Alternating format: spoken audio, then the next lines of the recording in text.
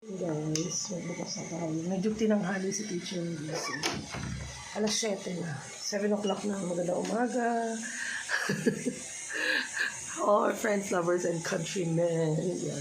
Magandang umaga po. Anak ko. Ano ang ating balita? Yung anak ko.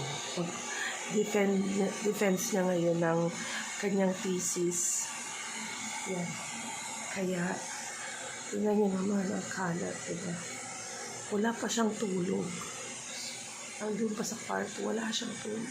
Matulog, nag-idlip lang ng konti ngayon. Pero may defense yan siya ng bandang alas 11 sa school. So, ang hirap. Hirapan yung mga bata sa defense. Pero that's part of their curriculum at sa paghahasa to hone, no, to sharpen their knowledge pa, lalo na pagdating sa research. And alam niyo na, he's studying sa isang science high school, so talagang very rigid yung pag-study, no?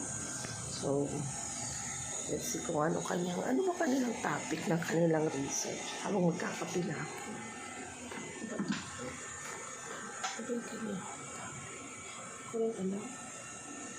Basta,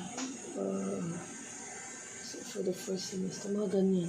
Ay, dami. Ang dami mga graph na hindi ko maintindihan. Ayan. Ayan po yan. Ayan. So, good luck sa anak ko at sa team nila. Shout out sa inyo. Good luck po. At sa mga teachers, baitan nyo naman sa mga estudyante. Charot. Di mabait po mga teachers dyan. Good luck na lang. Thank you. See you again later, guys.